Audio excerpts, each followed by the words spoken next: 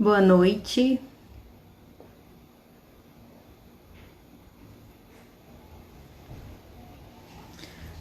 Aguardando então o pessoal chegar. Meu convidado e parceiro Pedro Fini.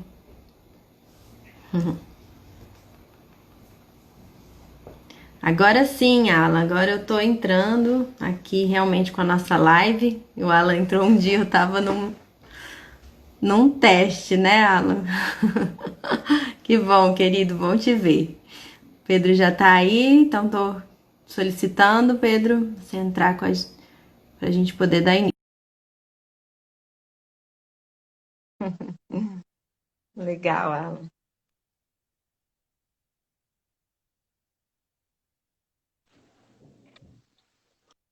Olá, Oi, tudo bom?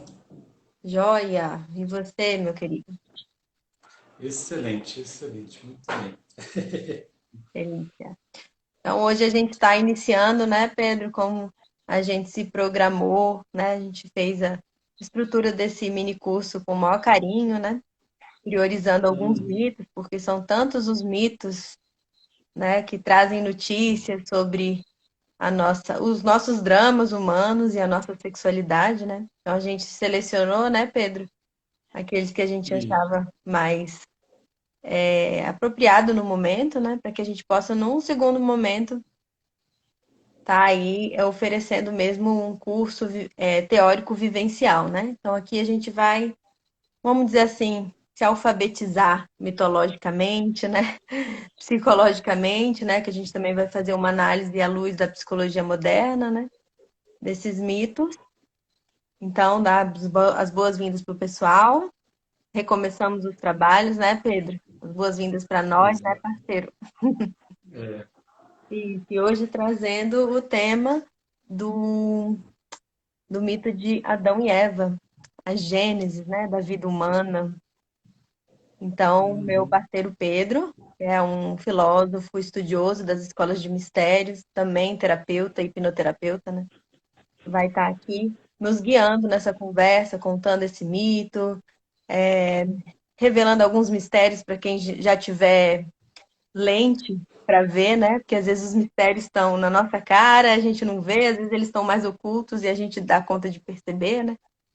Então, Pedro, passo a palavra para você, né, de como que você, nos seus estudos, Pedro, você percebeu que esse mito de Adão e Eva, né, como é que ele pode estar também reivindicando o amadurecimento da nossa sexualidade, né, considerando que os mitos, eles são, assim, a expressão mais pura, eu sei que eu sou um pouco suspeita, né, para falar, você nem se fala, né, Pedro? Mas considerando que eles são as expressões mais puras, né, dos nossos processos psíquicos mais inconscientes. Então, se a gente quer conhecer um pouquinho da nossa psique individual, pessoal, é bem importante que a gente conheça os nossos mitos, né? Então, vamos lá. Como que uhum. esse mito de Adão e Eva reivindica o amadurecimento, o despertar da nossa sexualidade? Então vamos lá. Primeiro, antes de mais nada, né, eu queria dizer que é, esse fenômeno que a gente tem de olhar para as histórias aí bíblicas assim, né, e interpretá-los de forma literal é uma coisa moderna, não é uma coisa da antiguidade. Santo Agostinho, né, que eu acho que é uma unanimidade aí dentro aí da Igreja Católica, né, Uhum. ele já dizia que só uma pessoa insana que interpretaria as histórias bíblicas de forma literal. Elas são simbólicas. Então, a primeira coisa que é muito importante a gente colocar é que a gente está falando de símbolos. Né? Clarice, pode só me dar um feedback? A sua câmera, pelo menos para mim, travou. E a sua, para mim, também travou. Mas É, estou te ouvindo bem, né? mas a gente segue ou... Como é que tá aí pro pessoal? Marina, você consegue ouvir e ver a nossa imagem? Talvez, Pedro, então, você sai e entra de novo, então? Vamos ver, eu vou convidar o Pedro de novo. A gente teve uma falha aqui na nossa conexão. Uhum.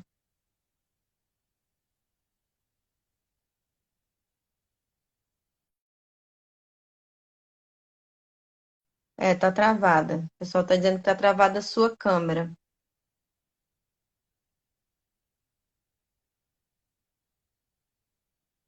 Eu vou convidar de novo aqui o Pedro.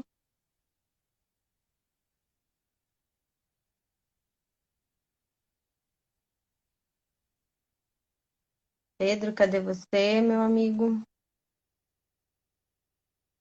Ele também não tá na live. De repente é uma dificuldade na conexão dele. Ele deve estar voltando.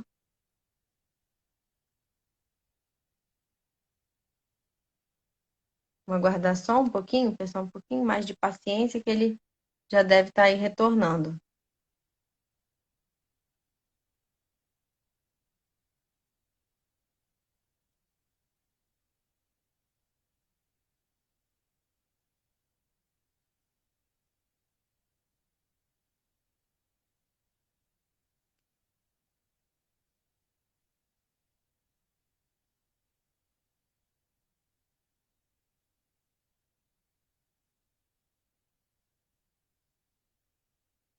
Gente entrando. Pois é, vamos destravar esses temas, né? As forças ocultas que não querem que a gente desvele os mistérios dos mitos para que a gente possa ganhar consciência, né, mamá? Mas a gente vai enfrentar aqui, com todas as nossas estratégias de enfrentamento, as forças da sombra, para poder aí amadurecer esses temas. Pessoal, eu vou fechar aqui essa live para ver o que está acontecendo com o Pedro e já abro novamente, tá?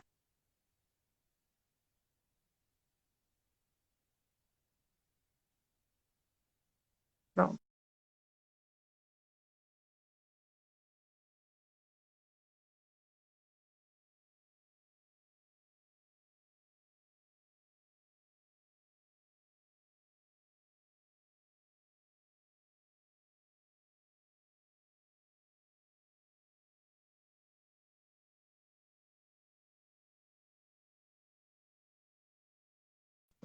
Nem precisa sair. Então, ele está entrando agora novamente. Agora a minha que travou, Marina? Não. Foi só uma saidinha rápida que eu fiz aqui para.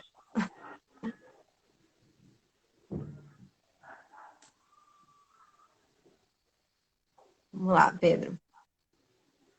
Na conexão. Acho que está conectando aí, né? Na torcida. A gente já pode te escutar, a gente só não vê essa imagem, teu rostinho lindo. A imagem, né? O que será que está acontecendo aqui? Peraí. Vou Eu creio tentar que é a de sua novo aqui. conexão mesmo. Vou tentar de novo, peraí.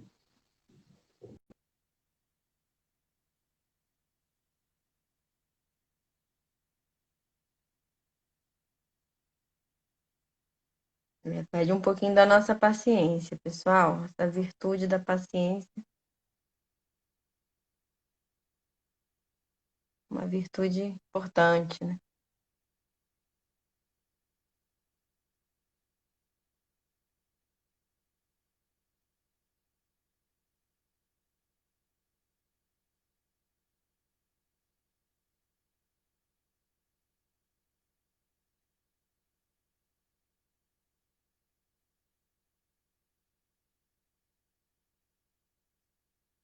Vou fixar, mamá. Pronto. Acho que Tá. agora foi, né? Entrou. Foi. Desculpa aí, gente. Dificuldades técnicas aí que aconteceram. Uhum. Vamos lá, meu caro. Vamos lá? Pode retomar então? Pode, com certeza. Então vamos lá. Então a primeira coisa que eu falei é que era consenso, né, dos primeiros filósofos aí cristãos que as histórias bíblicas elas são símbolos, não são para serem interpretadas literalmente. E aí uma outra coisa que eu queria colocar, né, uma coisa que Jung ele fala muito, né, ele insiste nisso daí, essas histórias simbólicas elas são internas, né? Então elas falam da nossa realidade interior, né, e não exterior. Então ele acredita inclusive que assim parte aí de, digamos assim, a incapacidade do cristianismo de alcançar aquilo que ele se propõe, vem de que muita gente interpretar os símbolos e as histórias cristãs de forma externa e não interna.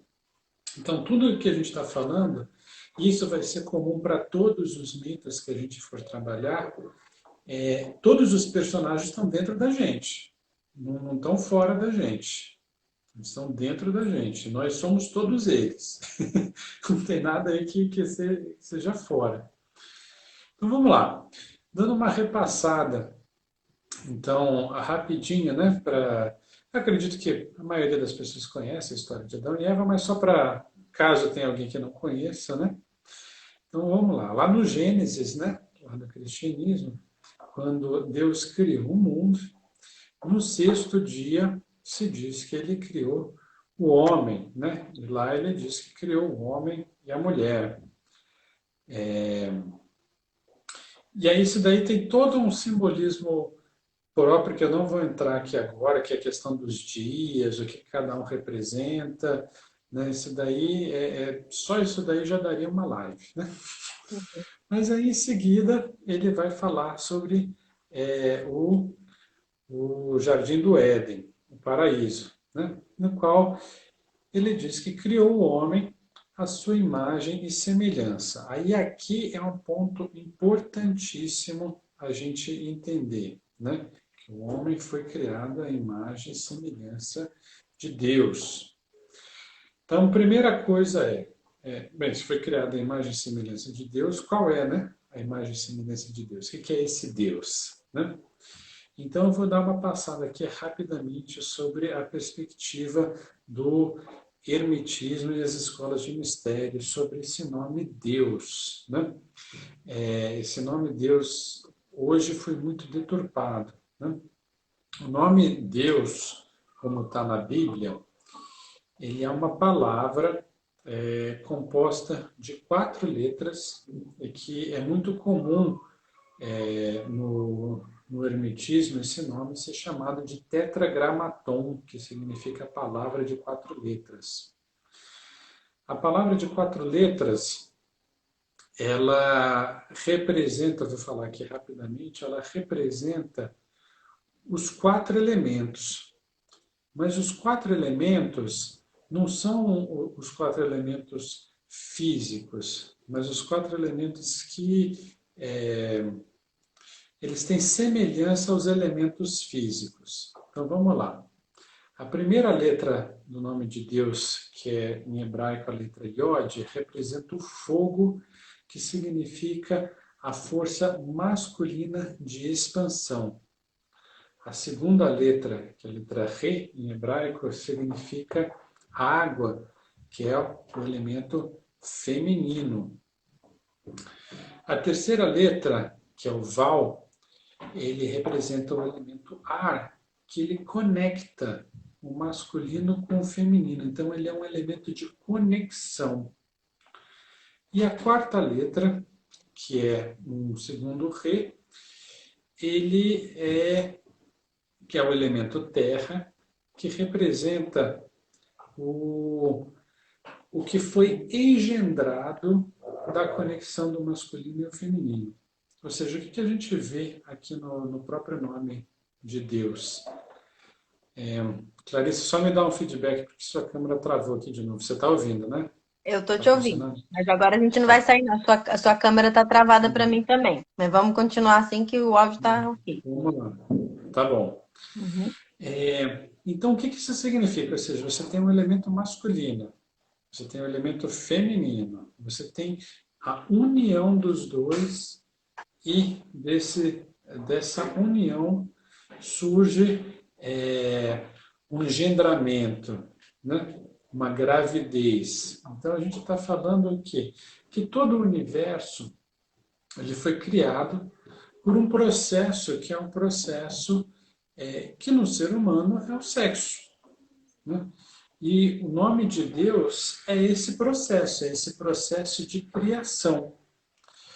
Uhum. E nesse sentido que o homem foi criado à imagem e semelhança de Deus, ou seja, esse nome Deus, ele está expresso uma filosofia, que é o quê? Que tudo no universo é criado por meio desse processo, masculino, feminino, a união e o resultado dessa união. Né? Uhum. Então tá, o homem ele é a imagem e semelhança de Deus. Né? O que isso significa? Que o homem ele tem todo esse potencial. Na Bíblia, quando se fala Adão, porque a gente fala, o Adão foi criado antes de Eva. Né? Na verdade, o Adão, nome, o que significa o Adão, ele não é homem no sentido de gênero masculino, mas é a humanidade. Então aqui a gente está falando de homem e mulher. E o homem e mulher foram criados à imagem e semelhança de Deus, nesse sentido que eu coloquei. Aqui eu vou resgatar um outro mito que eu acho que vai ajudar a entender o que é esse Adão original, o Adão antes da Eva, digamos assim. Né? Eu vou resgatar aqui um mito de Platão, que Platão conta no seu livro O Banquete, que ele vai falar sobre o amor. Né? Ele fala que o homem original, era um homem que tinha 4 braços, 4 pernas e 2 faces. Né? E que esse homem original, né, ele era, digamos assim, um homem perfeito. E depois Deus dividiu esse homem original em homem e mulher. O que está falando aqui? Isso daqui também é um símbolo e está relacionado ao simbolismo de Adão. Esse homem original significa o seguinte: é o momento de união sexual de um casal. Né? Uhum. Quando a gente une, quando a gente está ali fazendo amor, né, a gente não fala que 2 corpos se tornaram um. Então, é um corpo com 2 faces, 4 braços e 4 pernas, não é isso? Uhum. Esse corpo de 2 faces, 4 pernas, 4 braços, é que é o semelhante a Deus.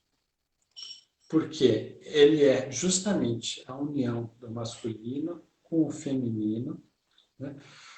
Todo o seu processo ali de unificação e o resultado que ele cria. Então, isso daqui é muito importante, porque a gente vai pensar, por que criou primeiro o homem, depois a mulher? Não, não, não. O homem, no seu conceito de criador, né, de um Deus encarnado, é o homem que existe resultado dessa união quando a gente está fazendo amor. Esse é o sentido original da criação do homem. Pois bem, isso daqui é muito importante a gente entender por quê? Porque no momento que a gente está fazendo amor, a gente sempre cria, não necessariamente um bebê, mas a gente está criando. Esse é um momento de potência máxima que existe na natureza. E aí é muito importante a gente entender isso, Porque a conexão da sexualidade com a espiritualidade está justamente aí. Ou seja, a gente sempre vai criar. Agora, a gente cria conscientemente, a gente tem consciência do que a gente coloca no momento em que a gente se une. Então, essa é a primeira diferença. Estou vendo aqui a pergunta aqui da Fernanda, né? Tem diferença de sexo e amor? Olha, eu vou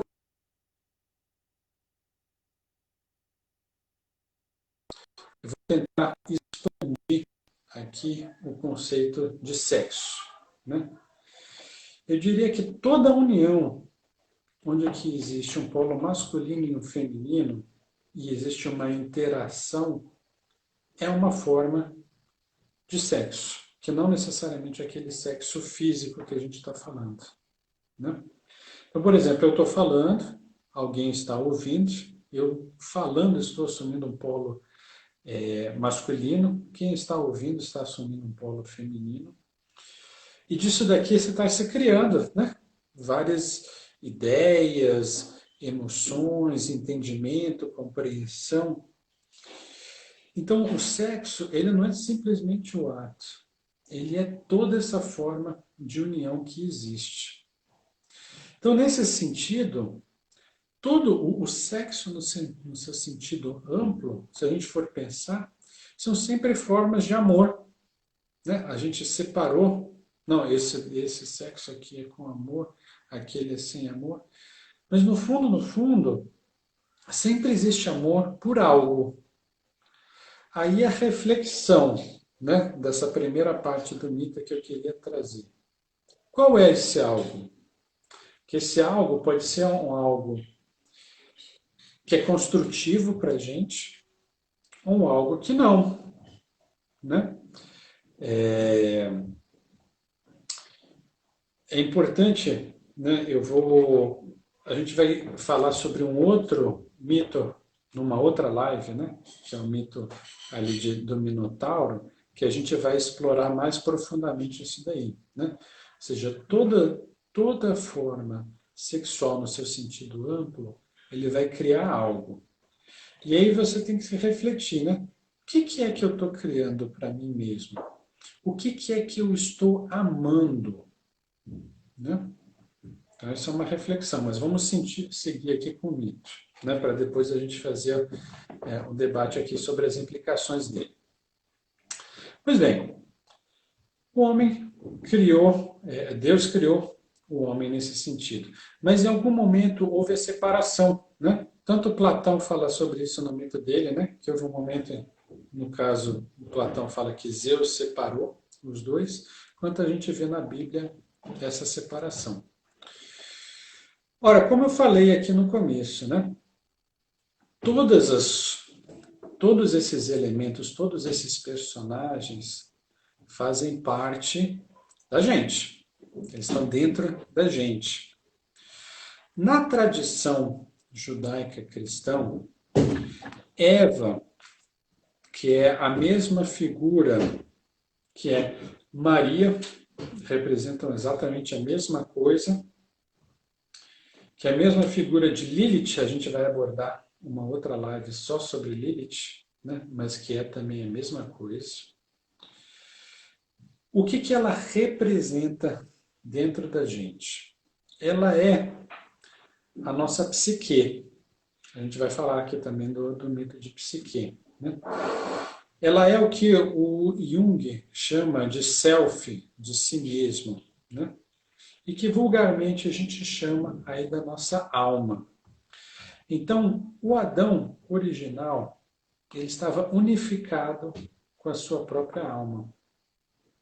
Houve um momento no qual a gente se separou. O que essa separação significa, né?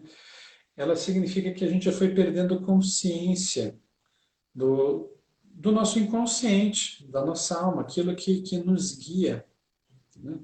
A gente foi perdendo o contato, a gente foi perdendo a sensibilidade para perceber o que que a nossa alma está pedindo, o que que está clamando para a gente, né? E essa a separação no qual o mito bíblico fala, né? Por que que eu falei que ela é a mesma coisa de Maria e Lilith né, e Eva?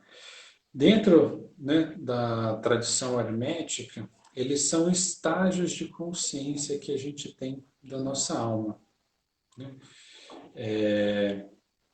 Mas isso a gente vai entrar depois, eu vou explicar o mito primeiro. Pois bem, aí chega um ponto, né? Assim, Deus fala, né, para Adão e para Eva, que ali do paraíso eles podem comer do fruto de todas as árvores, menos da árvore do conhecimento do bem e do mal. Pois bem, e aí a serpente que fala que ele vai morrer se ele comer, né, do fruto da árvore do conhecimento do bem e do mal. E aí chega lá a serpente e fala que não, olha, para Eva, isso daí não é bem assim, não. Na verdade, se você comer desse fruto, você vai se tornar poderoso, igual a Deus, né? Ou seja, a gente já falou que Deus é a capacidade de criação, né? Uhum. E aí a serpente bate esse papo com Eva, né?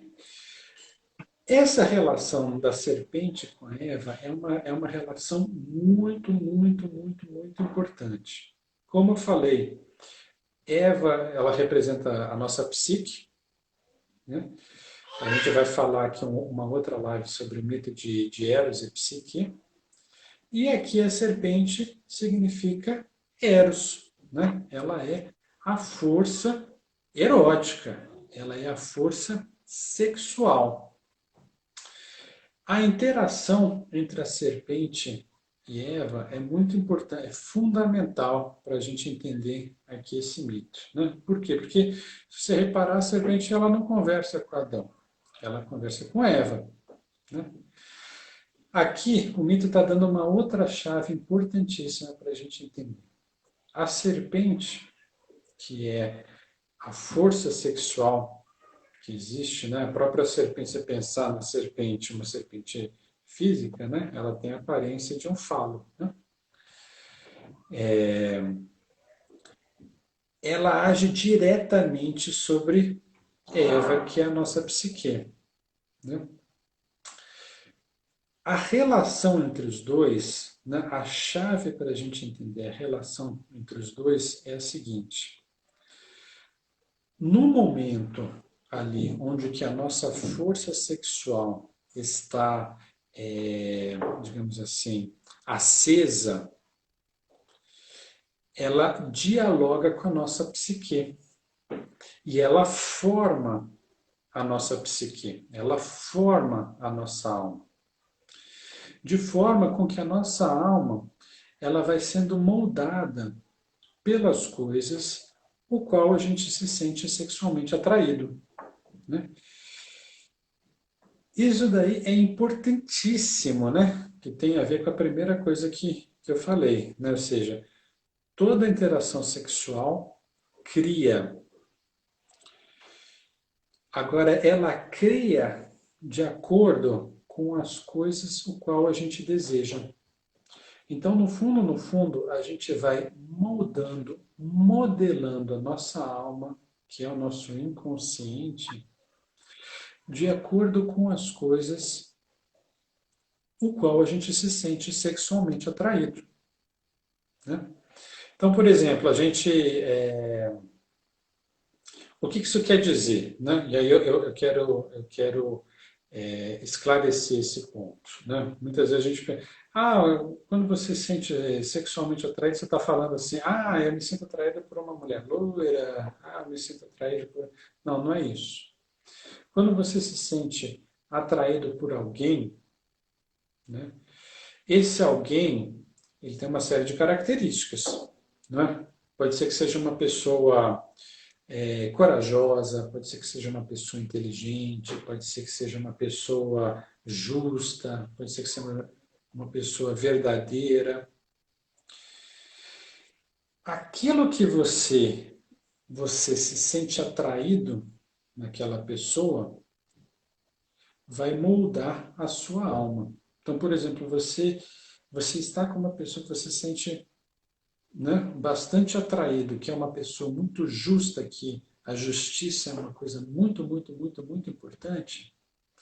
Isso vai moldar a sua alma no sentido de ser justa. Aí o que que ela vai fazer? Né? Que eu conversei, a gente falou que a alma é o nosso inconsciente. Então ele vai começar a criar situações na sua vida para você buscar justiça, para você se tornar também uma pessoa mais justa. Então é muito importante a gente começar a ganhar consciência sobre o que é que eu sinto sexualmente atraído. Eu me sinto sexualmente atraído pelo quê?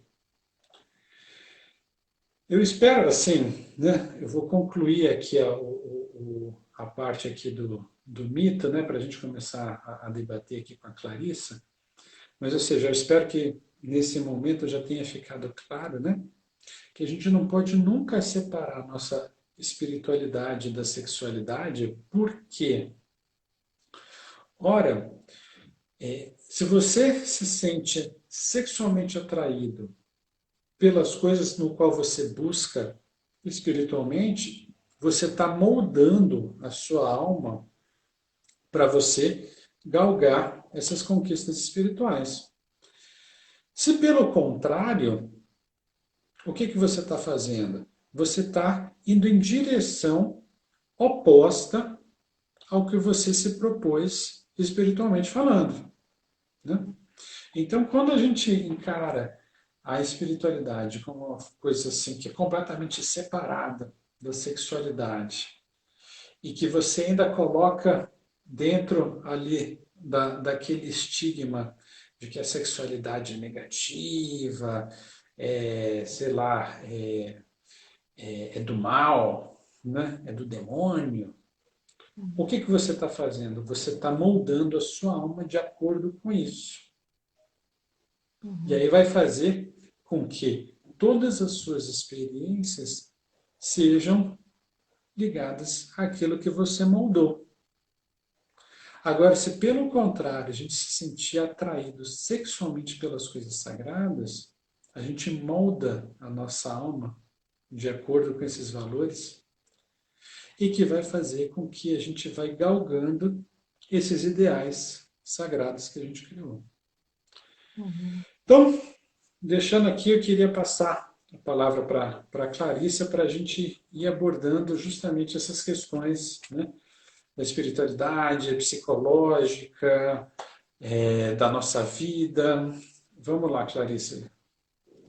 É sempre muito bom te ouvir, né, Pedro? E assim, a gente precisa desenvolver uma escuta sensível para poder ouvir, porque vai assim na contramão do que a nossa deseducação sexual ensinou pra gente, né? Assim, de forma geral, a sexualidade e a espiritualidade são assuntos que pouco conversam, né? Conversam sobre determinadas condições, né?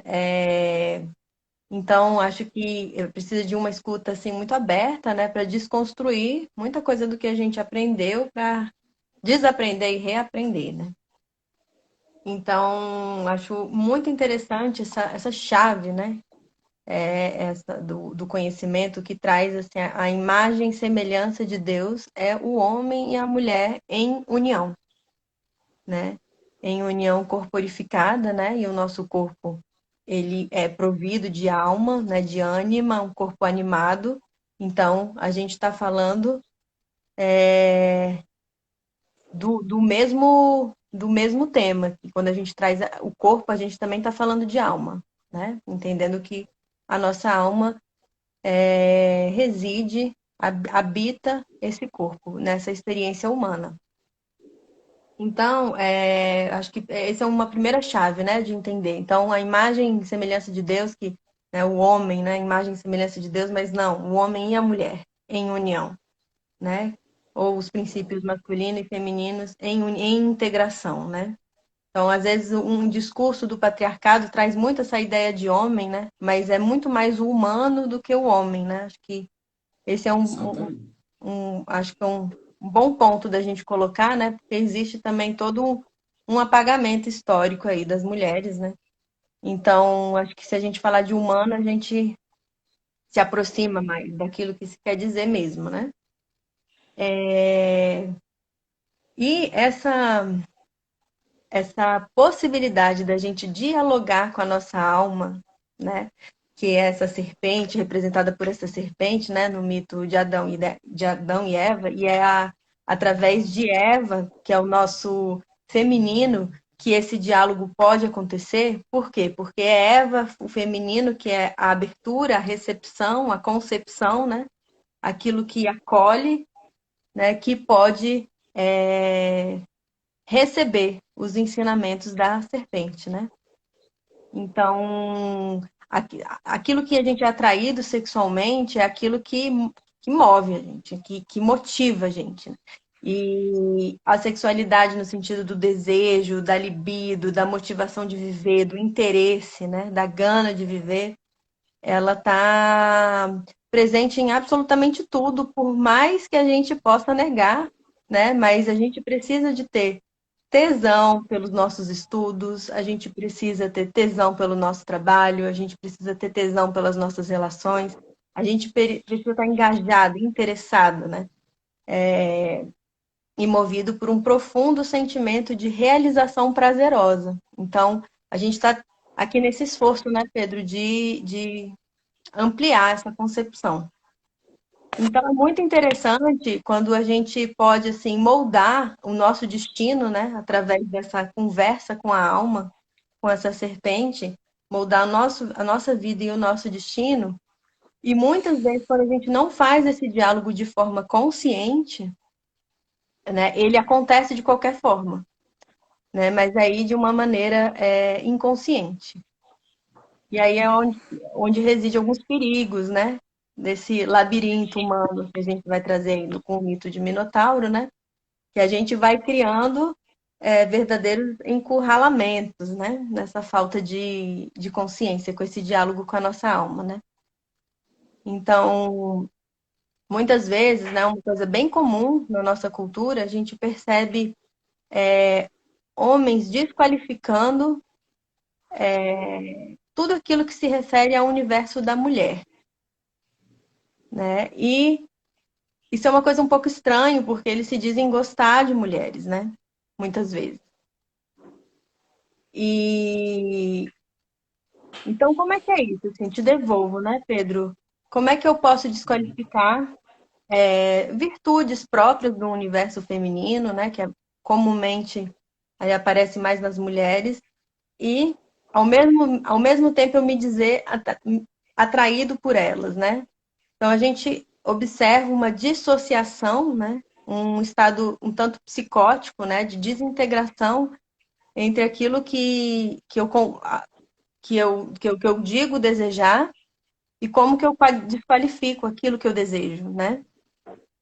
Então, estou trazendo esse exemplo porque é um exemplo bem assim corriqueiro, né? E inclusive está bem em voga aí nas discussões de gênero, né? Apesar de não ser esse o nosso tema, né? O nosso tema é mais arquetípico, mitológico, mas é como que a gente vai também produzindo um diálogo esquizofrênico, né? Um diálogo muito estranho, muito confuso com a nossa vida, e a gente vai plasmando na nossa realidade exatamente aquilo que a gente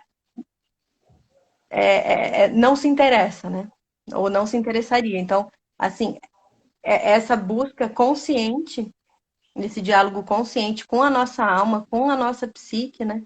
Para que a gente possa se relacionar amorosamente em todos os setores da nossa vida, né? Levando a nossa motivação, o nosso prazer, a nossa alegria de viver.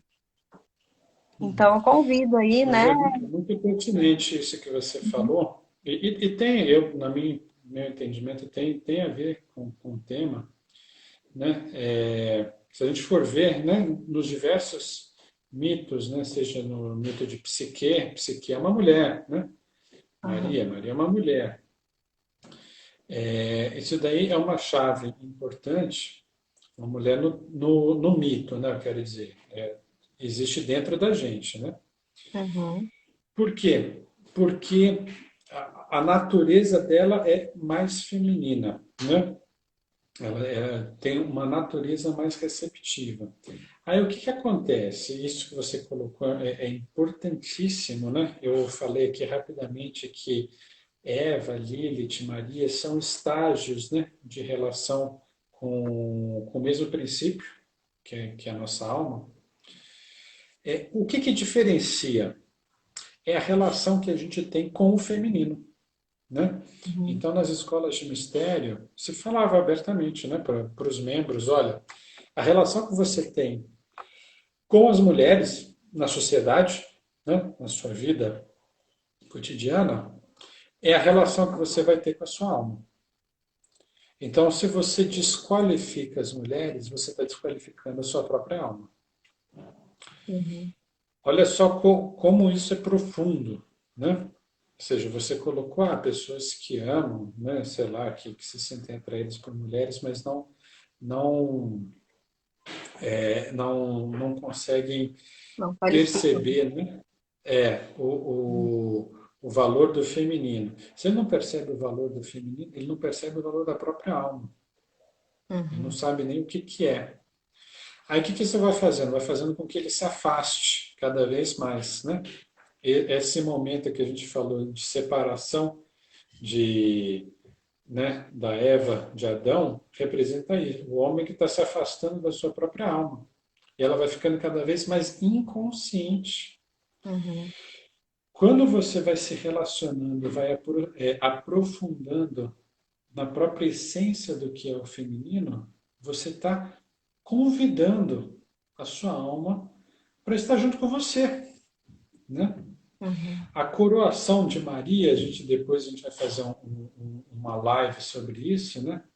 O que é? Quando você está falando para a sua alma, olha, você está no comando da minha vida, né? Eu sou o seu súdito, então Maria é rainha, né? Isso significa para um homem colocar o feminino acima das suas próprias vontades. Olha a Uhum. transformação radical que a gente precisaria fazer na nossa sociedade, Uhum. né? E isso é uma coisa que é falado abertamente assim, dentro, né, das escolas de mistério para os seus discípulos aí, para os seus iniciados, né? Uhum. A sua relação com o feminino é fundamental na sua caminhada espiritual, Uhum. né?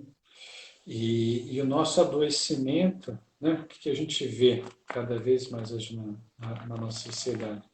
O nosso inconsciente ficando mais inconsciente ainda, né? A gente Exatamente. ir ganhando consciência, a gente vai ficando mais inconsciente, porque a Uhum. gente vai repelindo, até que a Eva, né, nossa alma, ela fica quase como que adormecida, né? Depois a gente vai falar um pouquinho sobre o mito aí da bela adormecida, né? A bela adormecida é isso, é a nossa alma que adormeceu, Uhum. porque a gente simplesmente negou, Uhum. né? Então, isso que você trouxe tem tudo a ver, né? Acho que com o mito e com a espiritualidade, a Uhum. espiritualidade em si, né? Eu gosto de lembrar para todo mundo, por exemplo, no mito aí de Jesus, né? Sem Maria não tem Jesus, né? Tem o sim de Então, Maria, né? Uhum. se a gente não elevar a alma por estado de Maria, não vai ter Jesus na história, Uhum. né? É muito importante a gente se fazer súdito da nossa alma, né? É uma chave também que abre muitas portas aí para o bom viver, né, Pedro? Aham. Com certeza. A gente Uhum. fica brigando, né? A gente fica nesse.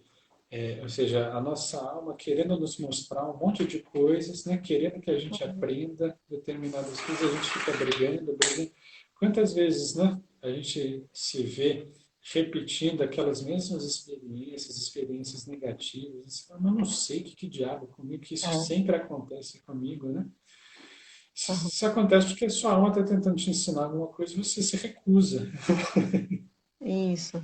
E a gente vai forçando assim também a alma do coletivo, né? Não só a nossa alma pessoal, mas a consciência cósmica, assim, a ponto dela precisar falar com a gente de formas mais menos delicadas, né? Porque ela conversa com a gente, a alma é um sussurro, né? Ela é É. delicada, né? Ela é muito sutil. E se a gente não estabelece esse diálogo, né? Se a gente não cria essa abertura, ela vai começando a falar mais alto. E daqui a pouco ela está gritando. Daqui a pouco vai acontecer um acidente. Daqui a pouco acontece uma doença. Daqui a pouco acontece uma perda, né? Uma perda irreparável. Então, tudo isso forçando a sua consciência, a sua abertura de diálogo com a psique, né? Com a alma. Então, é muito Exato. importante porque essa é a integridade do ego, né? As pessoas querem se livrar do ego, mas não é possível se livrar do ego numa experiência humana. A gente precisa fazer com que esse ego se torne súdito, né? Da alma, né? Se alinhe, se harmonize com a alma para a gente ter uma estrutura de identidade saudável e não nos tornarmos pessoas tão defensivas, né? Tão que desenvolve aí, eu estou entrando um pouquinho com a psicologia moderna, né? Com tantas estratégias defensivas de conversar, de estabelecer esse diálogo com a alma, né? Uma delas é a estratégia defensiva da formação reativa. Então, eu pego um material que existe no meu inconsciente, né? Um material enfim, que eu nego, que eu reprimo, que eu não quero entrar em contato com ele, seja lá por que motivo for, né? Porque ele vai contra aquilo que a minha religião estabeleceu, com que a cultura diz que é bom, né? Então eu pego aquele material, recalco esse material, e aí eu tenho uma reação exagerada diante daquele material que foi reprimido, que foi recalcado lá na alma, como a gente colocou uma mordaça na nossa alma, né? E aí eu passo a julgar de forma histérica, de forma violenta, de forma agressiva, né? Quando esse material anuncia de ser revelado em enfim, em alguma situação, né? Então, Uhum. a gente vai desenvolvendo várias estratégias defensivas que são alienadoras de si mesmo, né? Do nosso self, da nossa alma. E que vão produzindo um estado mesmo de psicose, de divisão, de quebra psíquica. Então, a gente está falando aqui também de saúde mental, de saúde psíquica, né? Que é a saúde da alma. É. É. E na alquimia, né, se falava, e eu acho que você concorda, né, com isso daí, é, qual é o campo no qual a gente conversa com a alma? É o corpo. Então, a necessidade, assim, imperiosa, eu diria, de você sensibilizar o corpo, porque é com ele que a gente conversa. Nele, a alma imprime tudo, né? Uhum. E a gente sentindo o corpo, a gente percebe tudo que ela está conversando com a gente, tudo que ela está falando, tudo que ela está pedindo. Uhum. Né? Então, eu diria que, né, uma das psicoses aí que a gente criou foi a gente perder o contato com o nosso corpo. Né? A gente não sente as coisas, né? As coisas estão Totalmente. acontecendo no nosso corpo e a gente E não muitas sente. vezes a própria psicologia, né, que é o estudo da alma, né, ela se trai, né, e ela nega o corpo, né? A gente, dentro da psicologia, a gente tem pouquíssimas disciplinas que tratam o corpo como uma experiência anímica, né, como um objeto de estudo, né, a corporeidade. Então, o Rolando Toro, criador da biodança, ele diz que toda terapia que não contempla o corpo, ela é por si só dissociativa, né? Nós somos seres corporais também, e incluir isso no exercício de autoconhecimento, né, de busca por si mesmo, é urgente, né? A gente tem uma dívida com o corpo, né? Então, e por isso também, né, Pedro, a gente vem investindo nas terapias corporais, né? Na quinta-feira a gente tem um grupo que a gente alterna aí entre biodança e meditações tântricas, toda quinta-feira às 19h30, para a gente poder realmente sentir essa alma no corpo, né? Esses estados reverberantes na alma que acontecem no corpo, não acontecem em outro lugar, enquanto a gente Não. estiver vivo nessa experiência humana, né? E por isso que o nosso Uhum. curso, né, futuramente também é teórico vivencial, porque a gente precisa de vez em quando sair da cabeça, ou bastante, né? Não de vez em sempre, né? Sair da cabeça e viver na pele, na carne, esses mitos todos, todos esses personagens e esses arquétipos que habitam a nossa alma, a nossa psique, né? Então, acho que a gente está em bom tempo agora, né? Com uns quase 50 minutos de live. Acho que é um tempo bom da gente abrir as perguntas. Não sei se alguém tem alguma colocação para fazer. Você quer concluir, Pedro, com alguma fala? Não, vamos ver se tem perguntas, né? Se o Uhum, pessoal, por favor, tiver perguntas, vamos colocar agora. uhum, uhum. Vamos esperar um Marina que pouquinho. está agradecendo o nosso grupo de quinta por apresentar a biodança e a meditação tântrica, me ensinando a integrar meu corpo. E a gente agradece a sua presença. A gente vai ficar 2 meses sem a Marina, porque ela vai estar nos próximos 2 meses engajada numa atividade e não vai poder estar com a gente. Vai deixar um buraco, Uhum. mas ela volta. Bem, gente, então, se não tiverem mais perguntas, eu espero aí, né, que tenha ficado claro. Então, né, ou seja,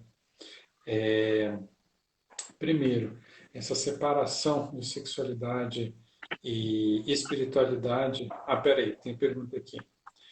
Quais outras técnicas podem trazer essa integração do corpo?